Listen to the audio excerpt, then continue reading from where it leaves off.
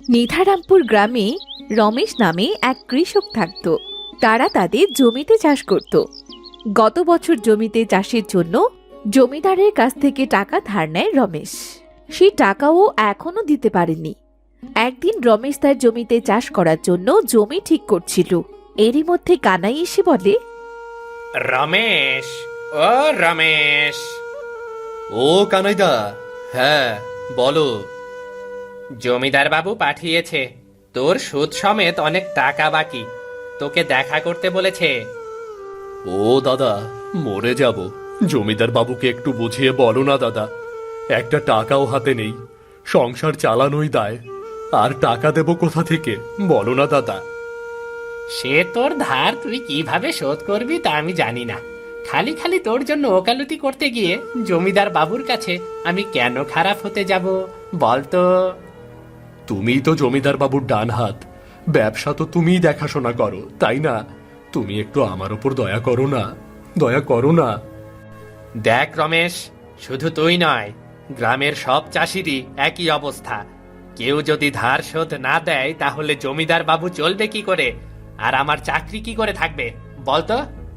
হ্যাঁ জানি, সব চাষিরই তো একই অবস্থা।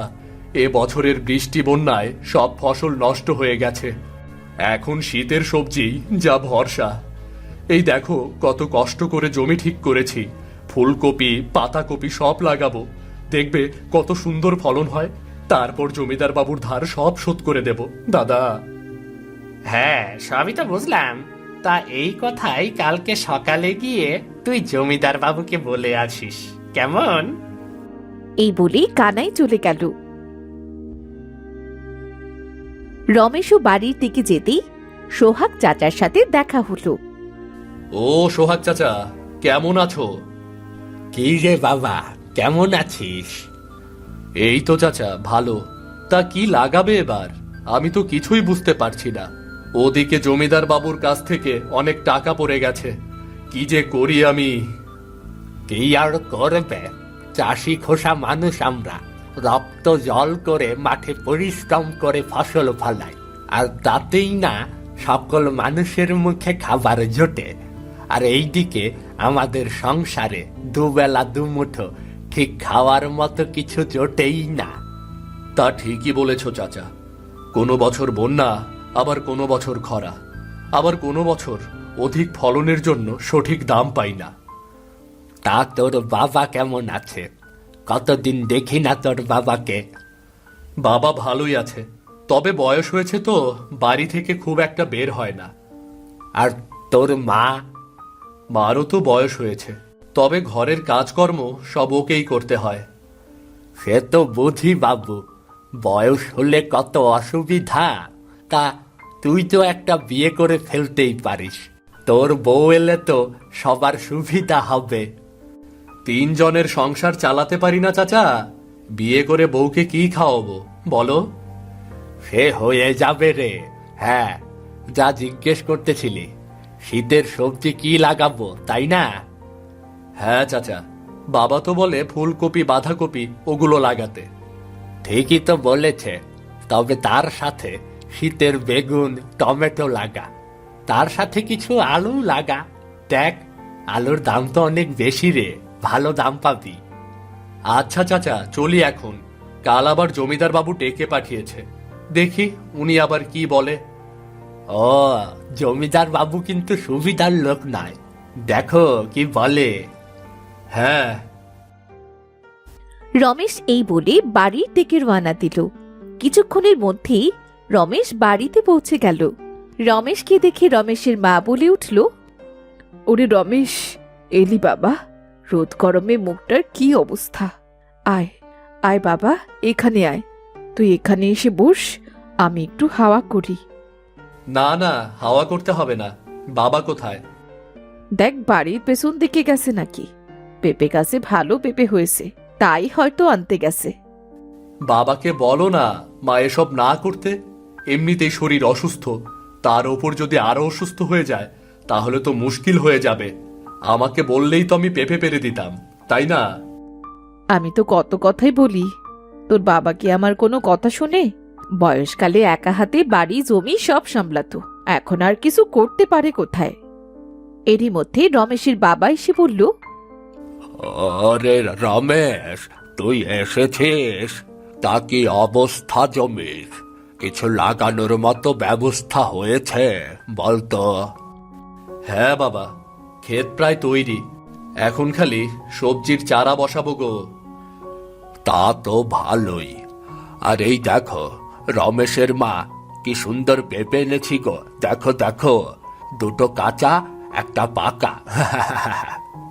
বাবা, কাল জমিদার বাবু ডেকেছে, কানাইদা এসেছিল, অনেক টাকা বাকি পড়ে আছে গো। কালকেই ডাকলো, একটু সময়ও দিল না। বন্যায় তো ফসল সব নষ্ট হয়েছে, ধার শোধ দিবি কি করে এবার? সর্বনাশ! কি হবে এখন? টাকা শোধ করতে না পারলে যদি ওরা রমেশকে আটকে রাখে? ওই জমিদারের তো শুনেছি অনেক লোকজন আছে। না না, মারবে কেন? আমরা তো আর ইচ্ছে করে এমন করছি না।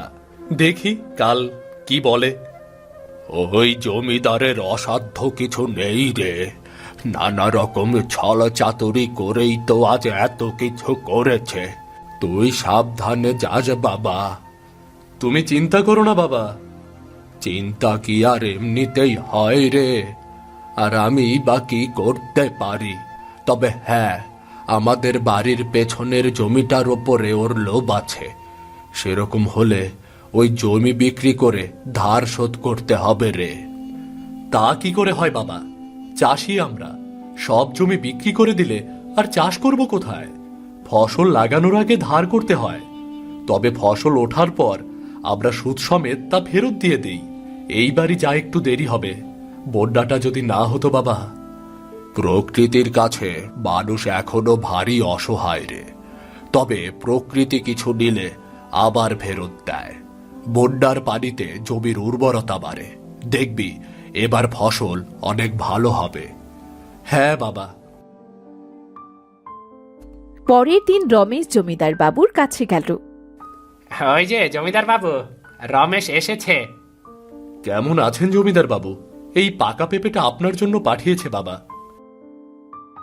বটে, তা এটা তো একটা পেঁপে রে।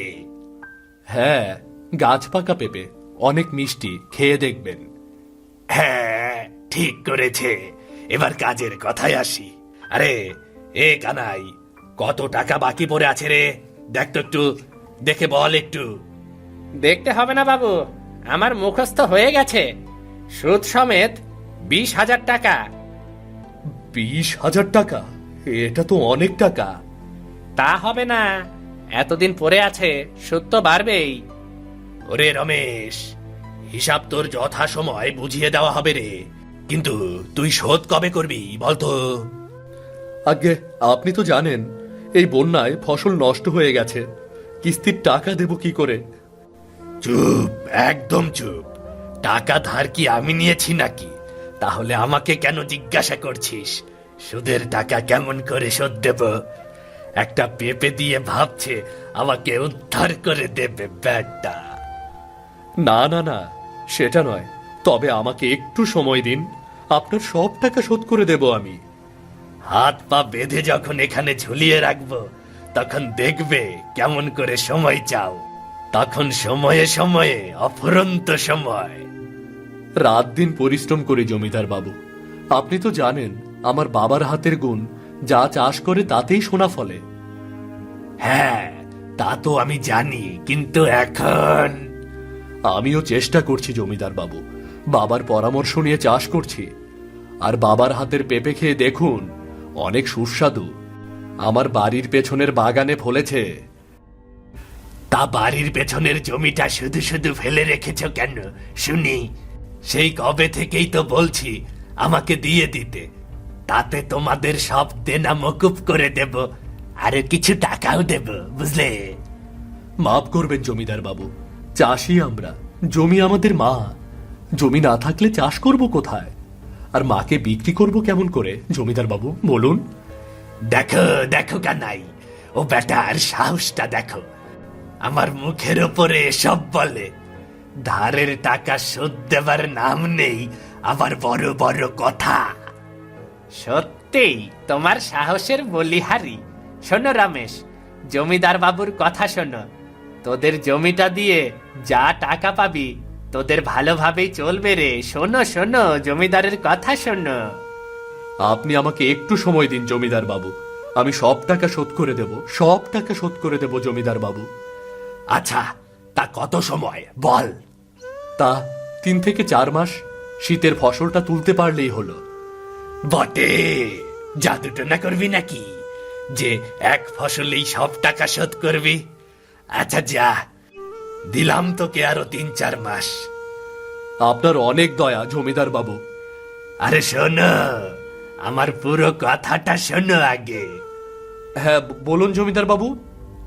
আর তুমিও শোনো কানাই, আমি রমেশকে দিলাম আরো 4 মাস।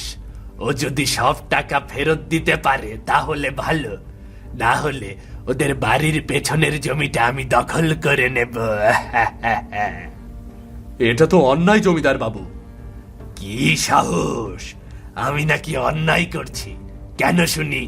টাকা ধার নেওয়ার সময় শোধ না দেওয়ার ব্যাপারটা অন্যায় নয়? ভালো মনে করে 3-4 মাস সময় দিলাম, এ দেখি উল্টো কথা বলছে। দেখো রমেশ, জমিদার বাবুর দয়ার শরীর। আচ্ছা তাই হবে। এই বলি রমেশ বাড়ি চলে আসলো। কি রে বাবা, জমিদার কি বলল? জমিটা মনে হয় রাখতে পারবো না বাবা। শয়তানটা শকুনের চোখ নিয়ে আমাদের জমিটার উপর তাকিয়ে আছে। কি হবে বাবা এখন? কি আর হবে? চাষির ছেলে তুই, এত সহজে হাল ছাড়লে হবে না রে। লড়াই করে আমাদের বাঁচতে হবে। তাহলে আমি পারবো বাবা। পারতে তোকে হবেই। কাল থেকে উঠে পড়ে লেগে পড়, ভয় নেই তোর। আমি তো এখনো বেঁচে আছি নাকি? পারবো বাবা, আমি ঠিকই পারবো। আচ্ছা, ওই জমিদার কোনো ক্ষতি করবে না তো? সে চেষ্টা নিশ্চয়ই করবে। আমাদের তৈরি থাকতে হবে, বুঝলে? বাবা, সোহাগ চাচা বলছিলেন আলু লাগাতে। ঠিকই তো বলেছেন, কিন্তু অল্প নয়, বেশি করেই লাগাতে হবে। ফুলকপি, বাঁধাকপি, টমেটো, বেগুনের চারা দিয়ে মাঝখানে আলু দিয়ে ভরিয়ে দিতে হবে। কেমন? কেন বাবা, আলু মাঝে লাগাবো কেন? কারণ একটা আছে। আমি চাইছি দূর থেকে যেন আলু গাছ না দেখা যায়। ঠিক আছে বাবা। রমেশ পরের দিন থেকেই তার জমিতে ফসলের সব চারা মাটিতে লাগিয়ে যত্ন করতে লাগলো।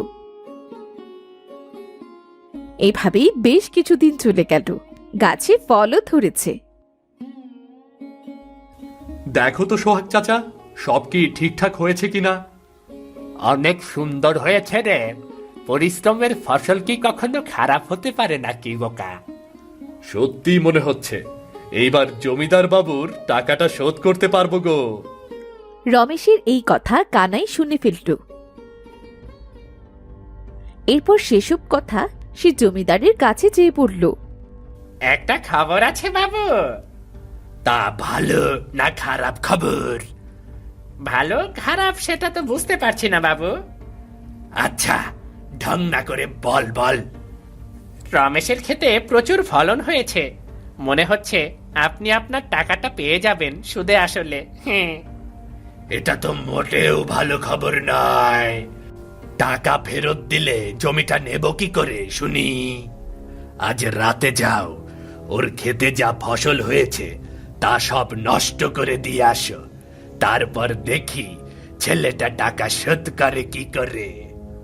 তাই হবে জমিদার বাবু, আমি আমার লোক নিয়ে আজ রাতেই যাব।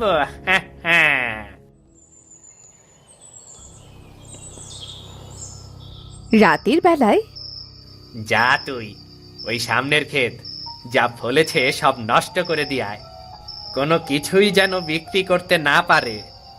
আপনি কোনো চিন্তা করবেন না, সব কাজ হয়ে যাইব খপা খাওয়া। এই বলে তারা ক্ষেতের সব সবজি নষ্ট করে দিতে লাগলো। এরই মধ্যে রমেশ এসে বলল, কে কে রে ওখানে? যা কইতাছি, বাঁচতে চাইলে যা, যাই জায়গার থেকে। না না না, আমি কিছুতেই এ হতে দেব না। এ যে আমার প্রাণের থেকেও দামি। এই কথা শুনে কানাইয়ের লোক রমেশকে মারতে লাগলো।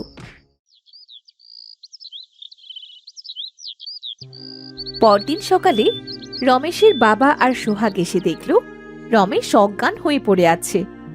রমেশ, ও রমেশ। রমেশ, ও রমেশ। সব শেষ বাবা, সব শেষ হয়ে গেছে। আমি এই ভয় করছিলাম, হে আল্লাহ, ছেলেটাকে এভাবে মারলো কে? আমার ছেলেটাকে এভাবে কে মারলো? আমাকে মেরেছে মারুফ, কিন্তু খেতে সব ফসল তো নষ্ট হয়ে গেল। এখন কি করব বাবা? কালি যে জমিদার বাবুর সব টাকা ফেরত দেওয়ার কথা, কি করব আমি? ওপরওয়ালা যা চাইবে তাই হবে। ওঠ বাবা, এখন একটা কাজ আছে। কি কাজ বাবা? বলছি রে, চল এখন। এই বলে তারা গেল জমিদার বাবুর বাড়িতে। কি ব্যাপার, সবাই এসেছ? ভালোই হলো, জমির সই স্বাক্ষর আজকেই করিয়ে নেওয়া যাবে। তাই তো কানাই, তাই না? তা যা বলেছেন জমিদার বাবু, এতদিনে ওদের বাড়ির পেছনের জমিটা আপনার হাতে আসবে। কতদিনের ইচ্ছা আপনার। সেই সব তো পরে হবে, আগে একটু কাগজপত্র বার করুন তো। কত টাকা বাকি আছে আপনার, তার সুদ সমেত কত হয়েছে দেখি আমি। ও কানাই, বলে কি ওর মাথা খারাপ হলো নাকি? ও কি শোধ দেবে নাকি? ক্ষেতের তো শুনলাম দফা রফা, টাকা শোধ দেবে কেমনে শুনি? আপনি কাগজপত্র বার করুন না, তারপর দেখা যাবে। আচ্ছা, এখানে বার করো দেখি। তবে হ্যাঁ, জমিটা দিলে এই বাকি মকুব হয়ে যাবে, কিন্তু সঙ্গে কিছু বাড়তি টাকাও দেব। আমাদের ক্ষেত ষড়যন্ত্র করে নষ্ট করা হয়েছে, আমরা চাইব। সে আমি কি জানি, যাও থানায় গিয়ে বলো, ওসব প্রমাণ করে জানো। যাও যাও যাও। এই যে জমিদার বাবু, সুদ সমেত 20,000 টাকা, সব হিসেবে হিসেবে পাক্কা। আচ্ছা, এই নে রমেশ, টাকাটা গুনে দে, আর আপনি টাকা প্রাপ্তির সইটা করে দিন। সে কি টাকা? এ কোথা থেকে পেল টাকা কানাই? আগে জমিদার বাবু, আমি তো কিছুই বুঝতে পারছি না। আমি তো নিজেই দাঁড়িয়ে থেকে। নিজে দাঁড়িয়ে থেকে নষ্ট করেছেন তো, সে আমরা জানি। আপনার লোক পুলিশের হাতে ধরা পড়েছে, তার মুখ খুলতে পুলিশের আর কতক্ষণ? সাক্ষী জোগাড় করে পুলিশ এলো বলে। দিন জমিদার বাবু, এবার সই করে কাগজটা দিন তো, খেতে আবার চাষ করব আমরা। মানে আমি তো কিছুই বুঝতে পারছি না। তাহলে বুঝিয়েই বলি, বাবার চাচার কথা শুনে আমি বেশি করে আলুর চাষ করেছি, অনেক মুনাফার জন্য। কিন্তু ফসল তো সব নষ্ট করেছেন তা ঠিক আছে, তবে ওপরটাই তো দেখেছে, মাটির নিচে আলুতে ওদের চোখ পড়েনি, বুঝলেন? বাকিটা যা করার সেই পুলিশ এসে করবে। একটা কথা আছে জমিদার বাবু, অতি চালাকের গলায় দড়ি। তবে গলায় দড়ি নাও হতে পারে, পুলিশের কোমরে দড়ি দিয়ে নিয়ে যাবে। হায় হায়, এ আবার কি সর্বনাশ হলো গো! এ আবার কি সর্বনাশ হলো! এখন নাকি পুলিশ আমাকে ধরে নিয়ে যাবে গো!